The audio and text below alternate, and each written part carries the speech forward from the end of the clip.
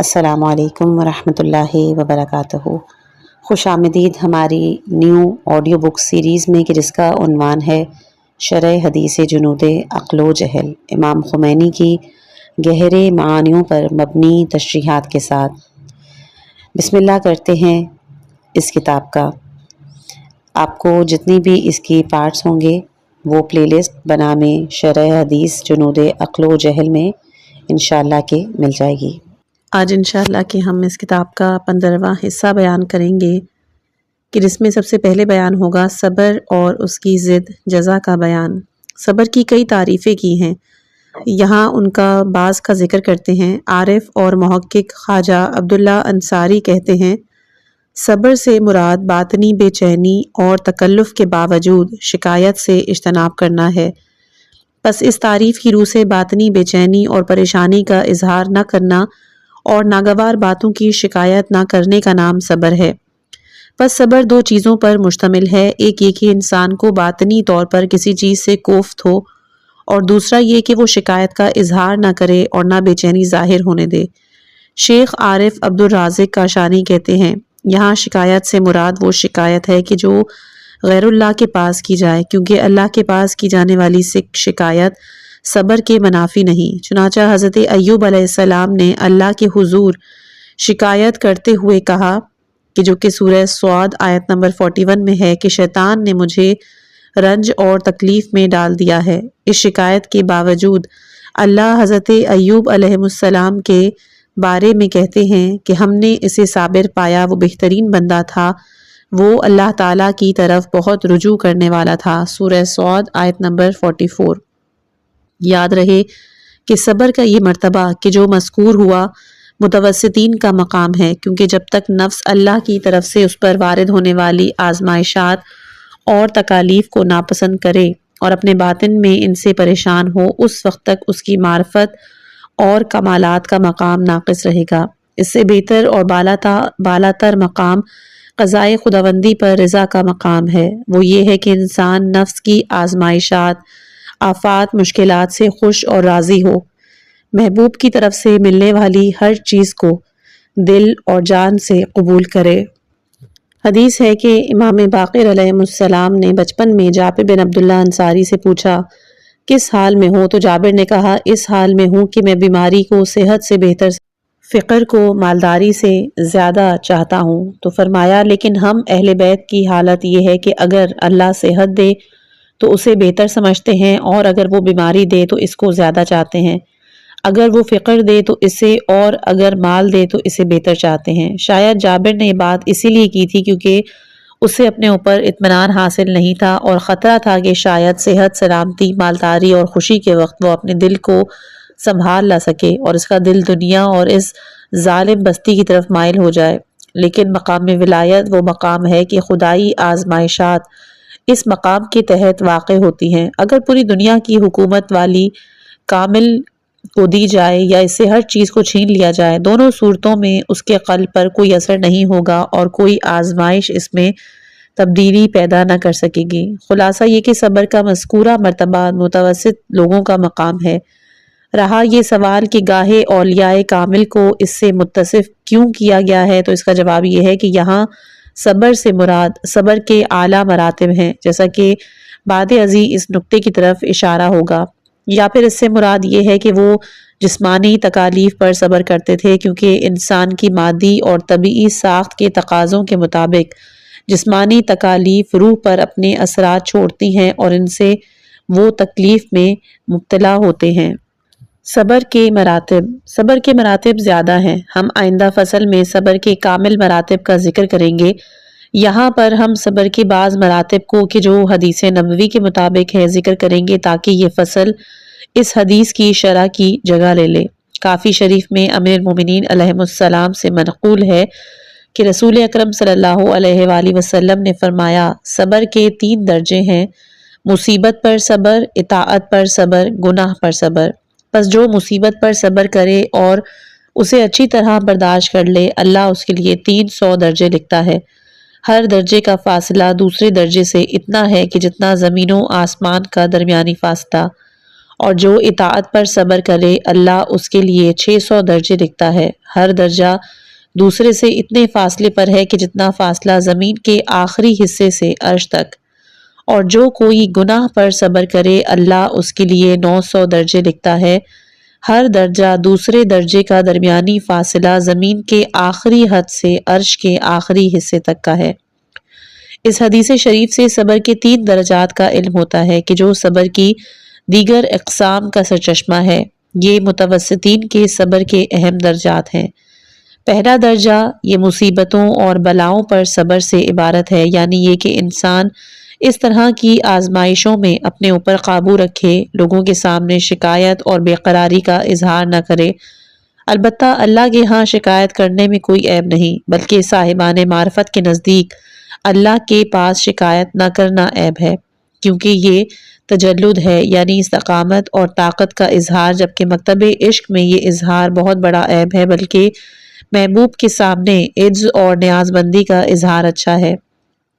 مصیبت پر صبر کرنے والے کو 300 درجات ثواب کے ملتے ہیں، جن میں سے ہر 2 درجوں کا درمیانی فاصلہ زمین و آسمان کے درمیانی فاصلے کے برابر ہے۔ دوسرا درجہ ہے اطاعت پر صبر، یعنی یہ کہ انسان اللہ کی اطاعت میں استقامت کا مظاہرہ کرے، نفس امارہ کا تابع فرمان اور بے لگام نہ بن جائے۔ بنیادی طور پر 2 مقامات سے انسان بے لگام ہو جاتا ہے، جن میں سے ایک مقام پہ صبر کا مظاہرہ کرنا دوسرے کے مقابلے میں بہت مشکل ہے۔ پہلا مقام جس میں صبر نسبتاً آسان ہے یہ ہے کہ آدمی بے لگام ہو جائے اور ترک اطاعت کرے، یعنی صبر سے مراد ہے کہ انسانی نفس اور شیطان کا مقابلہ کرے اور احکام الہی کو شرعی حدود، قیود اور قلبی آداب و شرائط کے ساتھ بجا لائے۔ ان آداب و شرائط اور حدود کی پابندی مشکل ہے۔ ہم نے آداب الصلاۃ نامی رسالے میں تمام عبادتوں، خاص کر نماز کی آداب اور شرائط کا مختصر تذکرہ کیا ہے۔ دوسرا مقام کہ جو اس پہلے والے مقام کے مقابلے میں زیادہ مشکل ہے، اس مقام میں عمل کی انجام دہی اور اطاعت کے بعد انسان بے لگام ہوتا ہے۔ یہاں نفس کو خبردار رہنا چاہیے کہیں ظاہری اور باطنی آداب اور شرائط کے ساتھ بجا لائی جانے والی عبادت یا اطاعت انسان کو بے لگام نہ کر دے، اسے عجب، تکبر اور خودبینی میں مبتلا نہ کرے۔ بسا اوقات شیطان اور نفس امارہ انسان کو سالہ سال اعمال صالح، اخلاق حمیدہ اور پابندی شریعت کی دعوت دیتے رہتے ہیں تاکہ اسے عجب، غرور اور خودبینی میں مبتلا کرے۔ یوں انسان اپنی تمام تر ریاضتوں، زحمتوں کے بعد سقوط، ناکامی اور خسارے کا شکار ہو جائے۔ پس علمی اور عملی غرور نیز خود پسندی، خودبینی کی خصلت ایک مہلک بیماری ہے کہ جو انسان کو سیاہ بختی اور ناکامی سے دوچار کرتی ہے۔ اگر آدمی مکمل طور پر اپنے اوپر نظر نہ رکھے، نیز ایک ماہر طبیب یا دلسوز تیماردار کی طرح اپنا خیال نہ رکھے اور اپنے باطنی امور کی خبر نہ لے، تو اس کے وہی اعمال اور عبادات اور ظاہری اعمال صالح اس کو ہلاکت کے گھڑے میں ڈال دیں گے۔ اپنے نفس کی مکمل اور مسلسل اور غیر متزلزل حفاظت و نگہبانی ایک مشکل ترین کام ہے جس کے لیے اللہ سے مدد طلب کرنے اور اس کے ہاں پناہ لینے کی ضرورت ہے۔ اطاعت پر صبر کے لیے 600 درجات کا حامل ثواب ہے کہ جو 2 درجوں کا درمیانی فاصلہ زمین کی گہرائیوں سے لے کر عرش تک کے فاصلے کے برابر ہے۔ صبر کا یہ درجہ اس سے پہلے والے درجے کے مقابلے میں درجات کی تعداد کے لحاظ سے بھی بالا تر ہے اور درجات کی وسعت کے لحاظ سے بھی، کیونکہ ہر درجے کی وسعت زمین کی گہرائیوں سے لے کر عرش تک ہے۔ اطاعت پر صبر کے مقامات اور بھی ہیں کہ جن کا اس حدیث میں تذکرہ نہیں۔ یہ صورت میں ہے کہ ہم اطاعت کے دائرے کو وسیع تر کریں، یہاں تک کہ وہ توحید کے اسرار و حقائق کو بھی شامل ہو۔ اس صورت میں صبر کرنے والے کے ثواب کی درجہ بندی نہیں ہو سکے گی، اس کے درجات کی وسعت اور تعداد کی کثرت کی حد بندی کرنا بارگاہ خداوندی کے شایان شان نہیں۔ اس کا اجر اللہ کے ذمہ ہوگا، بلکہ اس کا اجر خود اللہ ہوگا۔ چنانچہ ان لوگوں کے بارے میں مروی ہے کہ وہ جنت اور اس کی نعمتوں پر نظر نہ رکھیں۔ وہ قلب سلیم کہ جس میں اللہ کے سوا کوئی نہ ہو، دوسری دنیا میں بھی غیر اللہ سے خالی ہوگا، کیونکہ آخرت صفات باطنی اور اسرار قلب کے ظہور کا مقام ہے۔ شاید کہ یہ آیہ شریفہ یا یا ایتھا النفس المطمئنہ ارجعی الی ربک راضیۃ مرضیہ فادخلی فی عبادی وادخلی جنتی۔ اس کا اشارہ بھی اسی طرح کے افراد اور اولیاء کامل کی طرف ہو، کیونکہ اس آیت میں نفس مطمئنہ کے حامل انسان کو اس کے رب کی طرف لوٹنے کی دعوت دی جا رہی ہے۔ یہ رب اللہ تعالیٰ ہے، اسماء کے رنگ کے بغیر۔ راضی اور مرضی ہونا عاشق و معشوق کے جذبوں سے عبارت ہے، جو اللہ کی طرف سفر کے لیے مرکب اور سواری کی حیثیت رکھتا ہے۔ نیز یہ اللہ کے بندوں کی صف میں شامل ہونے کا ثمرہ ہے۔ وہ بندے کے جو ہر قسم کی رنگوں سے بری حقیقی اخلاص سے آراستہ ہیں، اس کا ثمرہ اللہ کی ذات والی جنت میں دخول ہے کہ جو لقاء اللہ کی جنت ہے۔ صبر کا تیسرا درجہ یہ گناہوں پر صبر سے عبارت ہے۔ اس طرح کہ انسان نفس اور شیطانی لشکروں کے ساتھ جہاد میں صبر و استقامت کا ثبوت دے، اس استقامت و ثابت قدمی کے باعث ان پہ غلبہ پائے۔ اس درجے کے مقامات، حقائق اور اسرار دقائق بہت ہیں۔ اس درجے کے ہر مقام میں صبر کا مظاہرہ کرنا اطاعت پہ صبر سے زیادہ مشکل اور زیادہ دقیق ہے، بلکہ اگر کوئی اس مرحلے سے گزر جائے تو اطاعت پر صبر کرنا اس کے لیے سہل اور آسان ہو جائے گا۔ پس سالک راہ حق کے لیے سب سے اہم چیز گناہوں پر صبر کرنا ہے۔ یاد رہے کہ جس طرح شہوت، غضب اور شیطنیت کی قوت ہے کہ جو ظاہری گناہوں کا سرچشمہ ہے، اس کے ساتھ مقابلہ کرنے میں صبر کا مظاہرہ کرنا سخت ترین کاموں میں سے ایک ہے۔ اس صبر پر باقی رہنا ظاہری اطاعت سے زیادہ مشکل ہے۔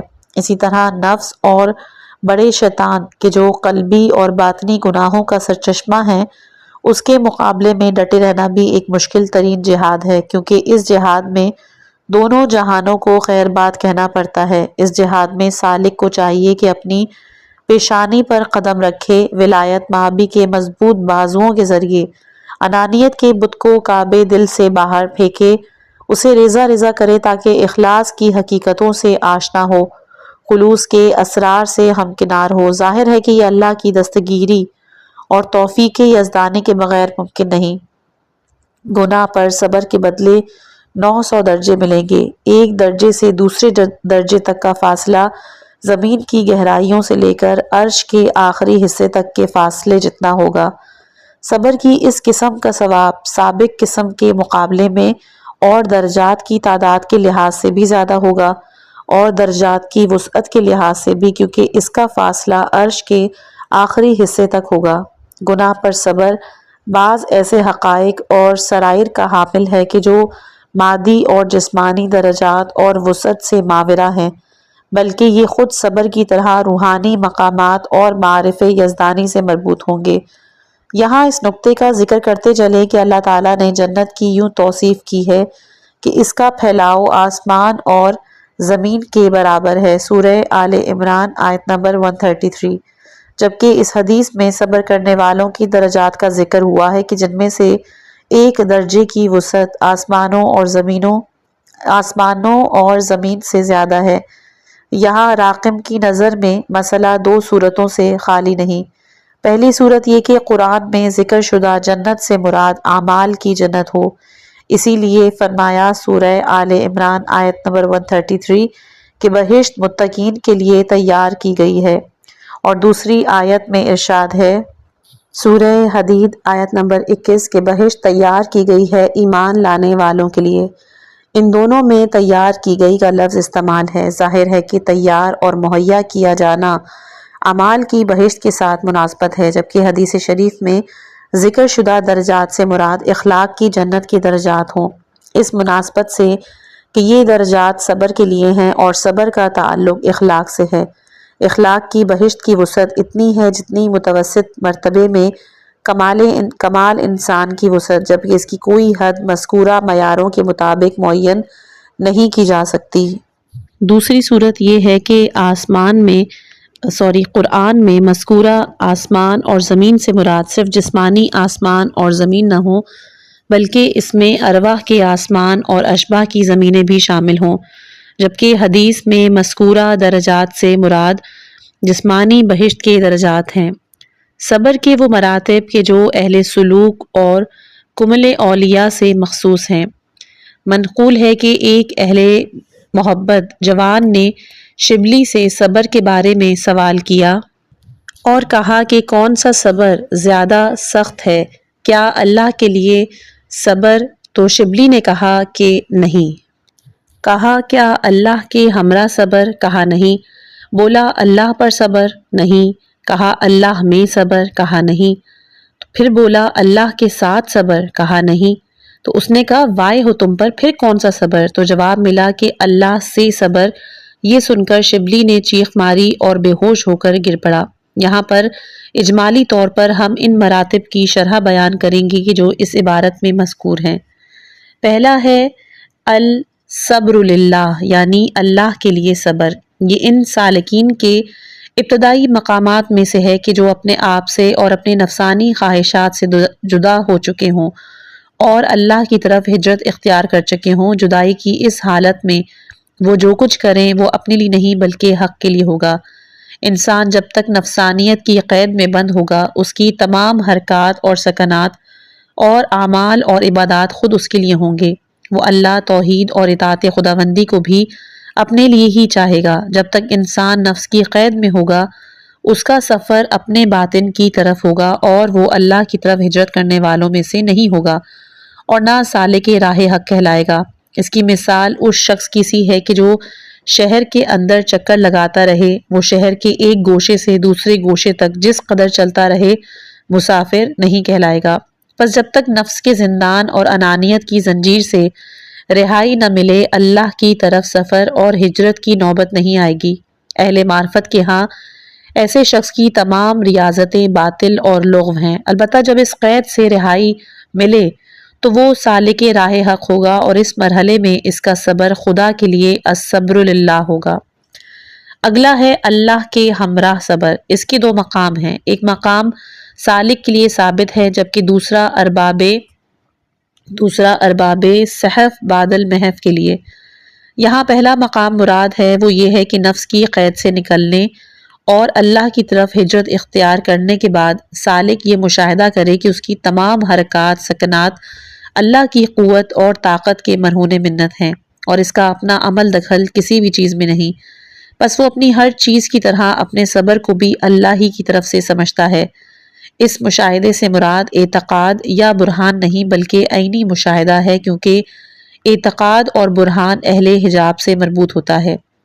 رہا دوسرا مقام کہ جو اہل صحف سے مربوط ہے تو اس کی نوبت تب آتی ہے کہ جب سلوک کے مراحل طے ہو جائیں اور فنائے کلی اور محو مطلق کی منزل آ جائے۔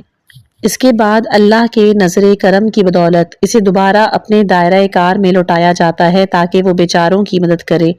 اس مرحلے میں اس کا وجود اور اس کے وجود سے مربوط صفات اور مظاہر حقانی ہوتے ہیں۔ اس کی تمام حرکات و سکنات اللہ کے ہمراہ یعنی اس کے حقانی وجود کے ہمراہ انجام پاتی ہیں۔ پس وہ اس مقام میں عین اللہ یعنی اللہ کی آنکھ، اذن اللہ اللہ کا کان، ید اللہ اللہ کا ہاتھ ہے۔ امیر المومنین علیہ السلام کے فرمان کی طرف یہاں اشارہ ہے کہ جس میں آپ نے فرمایا تھا کہ میں اللہ کی آنکھ، اس کا ہاتھ، پہلو اور دروازہ ہوں۔ اس کے بعد مرحلہ آتا ہے الصبر علی اللہ۔ یہ مرحلہ تب آتا ہے کہ جب الصبر باللہ کا دوسرا مقام کامل اور مستحکم ہو جائے۔ پس جب سالک اپنے آپ کو تمام تصرفات اور اختیاری سے عاری دیکھے، تمام تصرفات اور فیصلوں کو اللہ کی طرف سے دیکھے، نیز اسے اپنے اور کائنات کے اندر اللہ کے علاوہ کسی کا بھی عمل دخل نظر نہ آئے، تو اب اس کا صبر الصبر علی اللہ ہو جائے گا، بلکہ وہ تمام مصیبت، آزمائش، بلاؤں کو اسماء اور صفات الہیہ کے جلوے سمجھے گا۔ بس جس طرح محبوب لوگ بلاؤں پر صبر کرتے ہیں، یہ لوگ اللہ پر نیز اسماء اور ذات کے آثار اور مظاہر پر صبر کرتے ہیں۔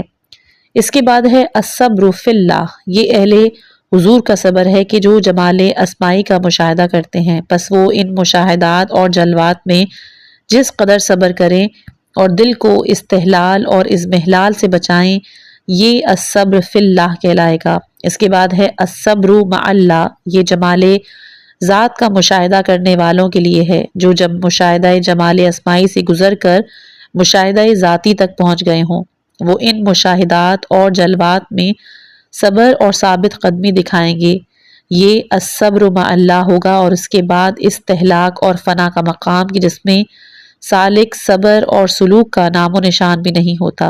الصبر عین اللہ، یہ جمال محبوب کے مشتاق مگر اس کے جمال کے دیدار سے محبوب لوگوں کا صبر ہے کہ جو اپنے وجود کے احاطے میں واپسی کے بعد صبر پر مجبور ہوتے ہیں، کیونکہ وہ جمیل مطلق کی اطاعت کی خاطر اس کے جمال سے محروم اور محجوب ہوتے ہیں۔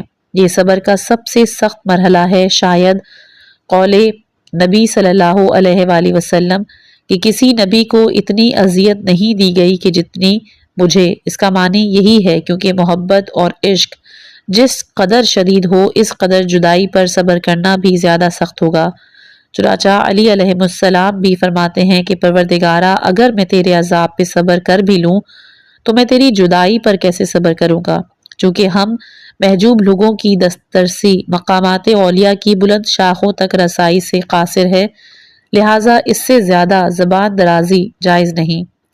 صبر عقل کا لشکر اور فطرت سلیم کا لازمہ، جبکہ بے تابی جہل کا لشکر اور فطرت محجوبہ کا لازمہ ہے۔ جمال و کمال سے محبت انسان کی اصلی اور خداداد فطرت میں شامل ہے۔ یہ اصلی فطرت خدا خواہ اور خدا بین ہے، پس اللہ کی جانب سے اس پر آزمائشیں نازل ہوں اور ان پر بے تابی کا اظہار نہیں کرتا، وہ اللہ کے فیصلوں پر اظہار بے چینی کو عیب سمجھتا ہے۔ جب فطرت نفسانی اور مادی حجابوں کے باعث محجوب ہو جائے، نیز خود بینی خود پسندی کا غبار دل کے آئینے کو ڈھانپ لے، تو انسان آفات اور مشکلات پر بے چینی کا اظہار کرتا ہے، دنیاوی اور مادی مرادوں کے پورا نہ ہونے پر بے صبری کا اظہار کرتا ہے۔ وہ روحانی انسان کے جو اپنی خداداد اصلی فطرت پر باقی ہو، وہ ہر چیز میں صبر اور ثابت قدمی کا مظاہرہ کرے گا اور بے لگام نہیں ہوگا۔ اس کی روحانی قوت مادی خواہشات پر غالب آئے گی۔ حادثات کے دوران اس کے اوسان خطا نہیں ہوں گے، چونکہ وہ دنیا اور نفس کی محبت سے آزاد ہے، اسی لیے مادی اشیاء کے فقدان سے اس کے قدم نہیں ڈگمگائیں گے، کیونکہ ساری لغزشیں دنیا اور نفس کی محبت کا نتیجہ ہیں۔ تمام حجابوں کا سرچشمہ دنیا اور نفس کی محبت کا حجاب ہے۔ جن ظلمانی حجابوں کا ذکر حدیث شریف میں ہوا ہے وہ دنیا اور نفس سے محبت کے وہی حجاب ہیں۔ پس جب فطرت نفس اور دنیا کے حجابوں سے محجوب ہو جائے تو اب وہ مادی اور نفسانی خواہشات میں کمال کو تلاش کرے گی اور ان کے فقدان پر بے تابی، بے چینی اور تزلزل کا ثبوت دے گی۔ اگر وہ اس محجوبیت سے باہر آ جائے تو اب صرف وصال محبوب کا فقدان ہی اسے ناگوار گزرے گا، اب اس کی بے تابی صرف محبوب حقیقی کی فراق پر ہوگی۔ کافی کی روایت ہے کہ امام صادق علیہ السلام نے فرمایا کہ جب قیامت کا دن آئے گا تو لوگوں کی ایک جماعت کھڑی ہوگی، جنت کے دروازے پر آئے گی اور اسے کھٹکھٹائے گی۔ ان سے کہا جائے گا تم کون ہو؟ وہ کہیں گے ہم صبر کرنے والے ہیں۔ ان سے کہا جائے گا تم نے کس چیز پر صبر کیا؟ وہ کہیں گے کہ ہم اللہ کی اطاعت پر صبر کرتے تھے، اس کی مصیبت پر صبر کرتے تھے۔ پس اللہ کہے گا کہ انہوں نے سچ کہا ہے، ان کو جنت میں داخل کرو۔ یہ ہے اللہ کا قول کہ بتحقیق صبر والوں کو ان کا اجر بغیر کسی حساب کے پورا پورا دیا جائے گا۔ سورہ زمر آیت نمبر 10۔ امیر المومنین علیہ السلام سے مروی ہے کہ صبر دو طرح کے ہے، ایک مصیبت پر صبر کے جو اچھا اور خوبصورت عمل ہے، لیکن اس سے بہتر ان چیزوں پر صبر کرنا ہے کہ جو اللہ نے تم پر حرام کی ہیں۔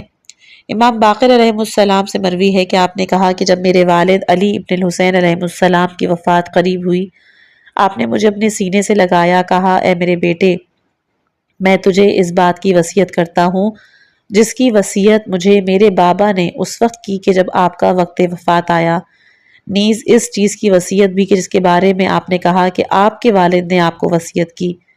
اے میرے بیٹے، حق پر صبر کر اگرچہ کہ وہ تلخ ہی کیوں نہ ہو۔ ثواب الاعمال میں امام باقر علیہ السلام سے مروی ہے کہ میں اپنے اس غلام اور اپنے گھرانے سے اس امر پر صبر کرتا ہوں کہ جو ایک پھل ہے اس سے بھی زیادہ تلخ ہوتا ہے۔ یہ بتحقیق جو کوئی صبر کرے وہ اپنے صبر کی بدولت روزے کی حالت میں نماز پڑھنے والے کا درجہ پاتا ہے، اس شہید کا درجہ پاتا ہے کہ جس نے اپنی تلوار سے حضرت محمد صلی اللہ علیہ وآلہ وسلم کے سامنے دشمن پر ضرب لگائی ہو۔ صلح اور اس کی ضد انتقام کا بیان۔ انسان کے عظیم ترین کمالات میں سے ایک ان افراد سے درگزر کرنا ہے کہ جو اس کے ساتھ بدی کریں۔ عفو اور درگزر کی صفت اللہ کی جمالی صفات میں سے ایک ہے۔ اس صفت کا حامل ہونا مبادی عالیہ کی شباہت اختیار کرنے سے عبارت ہے۔ جو شخص رب العالمین کے ہاں تربیت حاصل کرے، اس کے اندر اللہ کی صفت جمالی کا جلوہ نظر آنا اور اسے جمیل مطلق کے جمال کا آئینہ ہونا چاہیے۔ واضح ہے کہ اللہ کی عظیم ترین صفات میں سے ایک بندوں پر رحم کرنا اور ان کے گناہوں کو معاف کرنا ہے۔ اگر کسی انسان کے اندر ان اوصاف کا شائبہ بھی موجود نہ ہو تو جب نکیرین قبر میں اس سے سوال کریں گے تیرا رب کون ہے تو اس کے جواب میں میرا رب اللہ ہے نہیں کہہ پائے گا۔ یاد رہے کہ یہ اسرار کے فاش ہونے کا وقت ہے۔ یہاں اللہ کے دیگر ناموں کو چھوڑ کر رب کے انتخاب کی وجہ شاید یہ پوچھنا ہو کہ تمہیں کس نے تربیت دی، دنیاوی زندگی میں کس کا دست قدرت تیرے اندر کار فرما ہے۔ پس اگر انسان نے ذات حق کی نگرانی میں تربیت حاصل کی ہو اور اس کا ظاہر و باطن اسی تربیت سے مستفیض ہوئے ہوں تو وہ جواب دے سکے گا، وگرنہ وہ یا تو جواب ہی نہیں دے گا اور اگر جواب دے گا تو شاید کہے گا کہ مجھے تربیت دینے والا شیطان ہے یا میرا مربی نفس امارہ ہے۔ یاد رہے کہ عفو درگزر کا مادہ اس وقت پیدا ہوگا کہ جب انسان حب دنیا اور حب نفس سے دستبردار، جس طرح حب دنیا، حب نفس اور دنیاوی خواہشات کی پیروی جذبہ انتقام اور جذبہ غضب کو جنم دیتی ہے۔ ان عرائض سے یہ بات واضح ہو گئی کہ عفو درگزر عقل اور رحمان کا لشکر ہے اور فطرت مخمورہ کا لازمہ، جبکہ اس کی ضد انتقام جہل اور ابلیس کا لشکر اور فطرت محجوبہ کا لازمہ ہے، کیونکہ جو لوگ اپنی اصلی فطرت اور فطری روحانیت پر باقی ہوں وہ دنیا کی محبت اور نفس کی محبت سے آلودہ نہیں ہوتے، اصول دنیا کی دوڑ یعنی تقالب سے عاری اور مبرہ ہوتے ہیں۔ عفو درگزر کے بارے میں بعض احادیث کافی میں امام صادق علیہ السلام رسول اکرم صلی اللہ علیہ وآلہ وسلم سے نقل کرتے ہیں کہ تم پر لازم ہے کہ عفو سے کام لو، کیونکہ عفو بندے کی عزت میں اضافہ کرتی ہے، پس ایک دوسرے سے درگزر کرو تاکہ اللہ تمہیں عزت دے۔ نہج البلاغہ میں امیر المومنین علیہ السلام سے مروی ہے جب اپنے دشمن پر غلبہ پاؤ تو اس غلبے کے شکرانے کے طور پر اسے معاف فرما دو۔ اسی طرح محمد بن علی ابن الحسین علیہ السلام امیر المومنین علیہ السلام سے نقل کرتے ہیں کہ آپ نے محمد بن حنفیہ سے اپنے نصائح میں فرمایا کہ کہیں ایسا نہ ہو کہ تیرا بھائی تجھ سے قطع رابطہ کرنے میں تجھ سے زیادہ قوی ہو لیکن تو اس سے رابطہ استوار کرنے اور نیکی کرنے میں اس کی قطع رحمی سے اس سے کہیں زیادہ ضعیف۔ اس طرح کہیں ایسا نہ ہو کہ وہ تیرے ساتھ برا سلوک کرنے میں قوی تر ہو لیکن تو اس کے ساتھ نیکی کرنے میں اس سے بھی زیادہ کمزور ہو۔ اسی طرح ملا یازر الفقی میں امیر المومنین علی ابن ابی طالب علیہ السلام سے منقول ہے کہ رسول اکرم صلی اللہ علیہ وآلہ وسلم نے فرمایا، اے علی میں تمہیں ایک نصیحت کرتا ہوں، بس اسے یاد رکھو جب تک تم میری وصیت کو یاد رکھو گے ہمیشہ خیر و خوبی کے ہمراہ رہو گے۔ اے علی جو شخص اپنے غصے پر عمل درآمد پر قادر ہونے کے باوجود اسے پی جائے، اللہ امن اور ایمان کے ذریعے اسے جزا دے گا اور اس کا مزہ چکھے گا۔ اس حدیث کی شرح کی موجودہ جلد کو ہم یہیں ختم کرتے ہیں، پھر اس حدیث کے باقی ماندہ حصے کی شرح ہم انشاءاللہ کہ اس کی دوسری جلد میں بیان کریں گے۔ خداوند تعالیٰ سے دعا ہے کہ وہ ہمیں عقل کے لشکروں سے آراستہ اور ملحق ہونے، نیز جہل اور شیطان کے لشکروں سے اجتناب اور دوری کی توفیق عطا فرمائے۔ والحمدللہ اولاً و آخراً و ظاہراً و باطناً۔ 2 رمضان المبارک کو محلات نامی قصبے میں یہ جلد مکمل ہوئی اور ان دونوں کی بات ہے کہ جب قم کی گرمی سے بچنے کے لیے میں وہاں چلا گیا۔ والسلام۔ یہاں پر اس کتاب کے مترجم آخر میں لکھتے ہیں کہ افسوس کہ میں اپنی خواہش کے باوجود بھی امام خمینی کی دوسری جلد کو، امید ہے کہ آپ کو آج کی گفتگو سے علم اور معرفت کا نیا دروازہ کھلنے کا موقع ملا ہوگا۔ اگر آپ کو یہ ویڈیو پسند آئی ہے تو براہ کرم لائک، شیئر اور سبسکرائب ضرور کریں تاکہ آپ تک اگلی قسط بروقت پہنچ سکے۔ اللہ تعالی ہمیں حق کو پہچاننے، اس پر عمل کرنے اور باطن کی اصلاح کی توفیق عطا فرمائے۔ والسلام علیکم ورحمۃ اللہ وبرکاتہ۔